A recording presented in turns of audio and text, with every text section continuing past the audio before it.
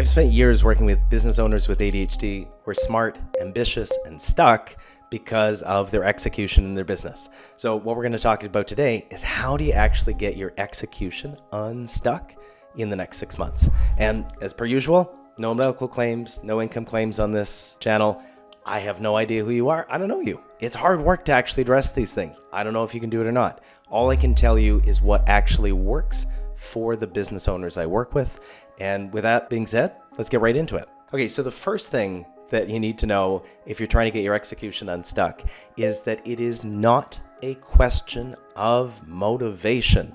And this is one of the things that keeps people stuck even longer than they need to be, because a lot of the things that outwardly, if somebody was looking at you, they might look at you and seeing you being stuck and say, oh, I know what that is. I've seen that before. That's called lack of motivation. I don't want to do a particular thing. What type of prescription do you apply to that type of diagnosis? Well, you start thinking like, well, I just got to be more motivated. I got to be more connected to my reasons why. But here's the thing.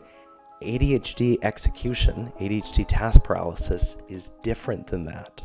I'm not saying that there aren't times where, we do lack motivation. Obviously, everyone could benefit from having more motivation, but that's not what causes ADHD task paralysis, right? So I'll tell you about a client of mine named Olivia. When Olivia came in, she was spending so much of her time just asking me, like, how do I in the moment, get myself to be motivated? I got to feel motivated. I got to be motivated. But here's the challenge. It's that the types of things that hold you back with ADHD are things when it comes to task paralysis. It's things like your brain being able to sequence the correct order that the task needs to go in. Sometimes there's learned behaviors like avoidance that are going on. Sometimes it can be shame, self-sabotage. Sometimes we're just sort of stuck in a paralysis. And what I would offer is that motivation doesn't address any of those things, right? In fact, it can sometimes lead to the worst, that you can sometimes push through just with force of will alone. But when you do that, you hit a spot where if that's how you're trying to run your business, is just in these up and down spurts, you're never going to get out of it if you're trying to solve it through motivation, because that is a prescription for a problem that you don't have. ADHD is not a lack of motivation. So that's the reason why you trying to do all of these things of I'm just going to get super motivated hasn't worked. It's a problem that you don't have. The next one is that follow through increases when you stay below your complexity ceiling. So for a lot of business owners with ADHD, you have two things that don't play very well together. So on one hand, you have this brain that's just super creative, seeing the interconnectedness, generating many, many, many ideas. On the other hand, people with ADHD can do some things to work on this, but you tend to be more easily overwhelmed, have a shorter sort of working memory, the ability to keep track of many moving parts at the same time. And what this often leads to is a situation where you are generating more ideas. The business becomes infinitely complex, and it becomes so complex that it becomes above your complexity ceiling. And one of those things that sort of happens with a complexity ceiling, it's kind of like if you have a computer that has a limited amount of RAM. The computer will run fine.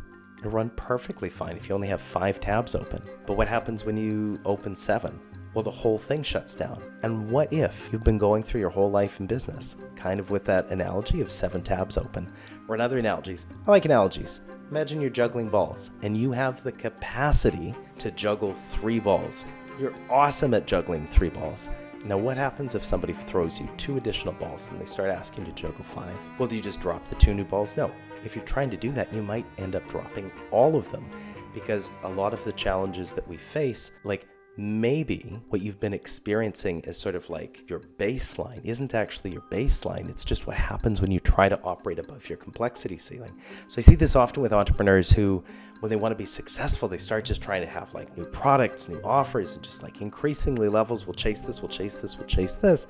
But that's often the opposite of what you actually need to do to make the most out of this brain. To make the most out of this brain, it can function amazing if we recognize where our complexity ceiling is, and then just ruthlessly optimize for simplicity to ensure that we're operating within that complexity ceiling. Because if you're within that complexity ceiling, there's a whole other level that can take off. Moving on, if you're actually going to address this in 6 months. And by the way, when I say that we're addressing this, we're talking about a lifetime of behavior. Can we do hard things? Yeah. Is it going to take time? Yeah. Could you potentially do it faster if you had expert mentorship, advice, and other things? Yeah, sure. But if you're going to do it in this time period, you have to resolve to stop treating symptoms, to stop going after hacks and quick fixes and what's the right colored sticky note. Because if I just had that, then all of my execution is going to work. That's not how it is. Imagine you went to a doctor and you're like, my elbow hurts. And the doctor said, oh, well, I know exactly what to do about that. You just take a painkiller. Now your elbow never hurts. And just like you constantly keep going back and you're on painkillers, your elbow hurts. Like that type of doctor would be sued for malpractice, because what you have to actually do, and this isn't sexy. I wish I had something that was sexy. I wish I said, hey, there's a super easy way and it's fun and it works all the time. But if you actually have to do it, you have to go after the root cause. What is causing that elbow pain? Or in the example of ADHD, what is fundamentally causing those issues related to your executive function challenges? Is it time awareness? Are you systematically going at developing your time awareness? If it's learned behaviors that many people have as a result of growing up with ADHD, so for example, rejection sensitivity, are we systematically going at that root? Or are we going around working on symptoms and root causes? And I know this is something that, maybe is unpopular to say, and that like if you go on the internet, everyone's just like talking about, well, here's this hack and here's that hack. And just like the truth is that none of that works. And I think you kind of know that, because if all of those little hacks worked, like you probably wouldn't have this issue by now, right? I'm not saying there can't be things that are helpful. And I'm sure through life, you've found many strategies that are helpful, but to actually get at that next level takes a commitment that this day forward, you're no longer going to manage symptoms. You're going to go at the root causes. How can I increase my control over my focus, right? Those types of things. Next, there's a certain order that this work actually has to be done in. And I'm not saying that because I'm telling you what to do. I'm just saying it that there's certain things in life that there's an order. You have to learn multiplication before you can do algebra. Is that because somebody's telling you what to do? No, it's really hard to do algebra or calculus if you haven't mastered multiplication. And similarly, something that impacts a number of folks with ADHD that we have to work on is developing our time awareness. Because imagine this. How are you supposed to prioritize? Prioritize means like making decisions about a scarce resource if you have trouble actually seeing that resource as kind of like tangible and real. How is your planner going to work? How are any of your plans going to work if you're not very good at estimating how long things take? If you don't feel the sort of like natural time pressure and urgency except when you're at the last minute. One of the reasons why it might have been so hard up until now is that you've been trying to just adopt and try to like implement systems without having the prerequisite skill of time awareness. So I thought this was described very well by a client of mine named Adam, who described what it was like to have time awareness. He said it was kind of like imagining that your work week was like a certain number of Lego blocks, and that when he had time awareness, he could suddenly see that like these blocks were finite. Because they were finite, he used his time better. He stopped kind of like stealing blocks from his family from the weekend to make sure that things didn't fall through in the week. Or another example of mine, a client named Sabine, the way that she described what it felt like that time awareness was a turning point for her was that she said it was almost like the world suddenly had little tags attached to it, little time tags of like exactly like, ooh, is that a 15-minute task, a half-hour task? It was like, no, that's a 7-minute task. And when you go through life with that level of precision, that's actually what makes it easier, right? And by the way, so on time awareness, this is absolutely something you can develop. It takes work. It takes repetition. Just because you've been exposed to time does not mean that you're naturally going to develop time awareness. Like, this has to be a focus. Here's an example. Many of you, maybe you've studied music, maybe you haven't studied music. Being exposed to music itself doesn't necessarily mean that you understand music theory. It doesn't mean you can necessarily hear key changes or point to like particular tempos. But if any brain, if you go to it and study the patterns, we can learn those patterns. And once you learn those patterns, suddenly all of the things that you've been trying to do start working, because you're no longer in the sense of time that's like now and not now. It's actually, there's a little bit more granularity, like it's real, it's tangible. And when it's scarce, We use scarce things better. And finally, we have to go to work on what we've been normalizing.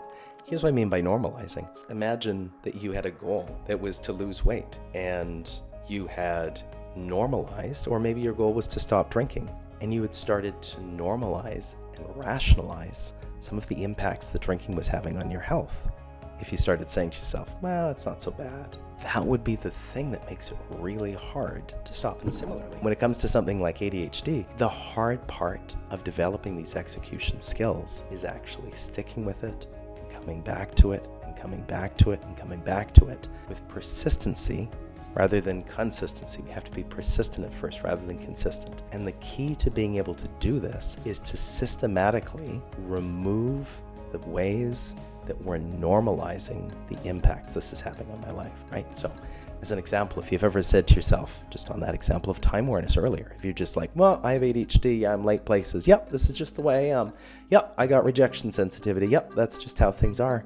No, that's not actually true. That is potentially how you've gone through life, but that doesn't mean that you can't get that under control. But it's the act of normalizing it that makes it hard. It's all those tiny little rationalizations that are going to stop you from actually addressing the problem. And by the way, am I saying that we shouldn't have acceptance for ourselves? No, don't get me wrong. That's not what I'm saying. What I'm saying is we have to look at reality as it is, and we have to let go of the normalization. It's true that maybe you went 30, 40, 50, 60 years of your life not knowing that you had ADHD, and you found ways to sort of accept a lot of these things. But to get to the next level, it's usually not about some sort of hack. It really comes from that source of motivation. Like if you have that motivation to do the work, that's going to be the thing that keeps you going. And the way to get that motivation to continue is we have to agree that going forward, we're not going to normalize exactly what's going on. So just to sum up, if we're going to address our executive function challenges in business, and if we're going to be able to scale the company without burning out, like the thing that's got to change is you as the business owner. You can't keep spending 150% of your energy doing the same thing that like other people are able to do with like 100% of their focus. You're spending 150%. That's a recipe for burnout. And the way to do that is we got to work on the right problem. So we're not going to think that our problem is motivation. We're going to think that our problem is ADHD. That's the thing we have to go to work on. We're going to resolve that from this date forward, no more treating little symptoms, no more treating little hacks, no more special color safety or sticky notes. Like I love sticky notes. They're not going to solve your problem. You got to work on the root cause.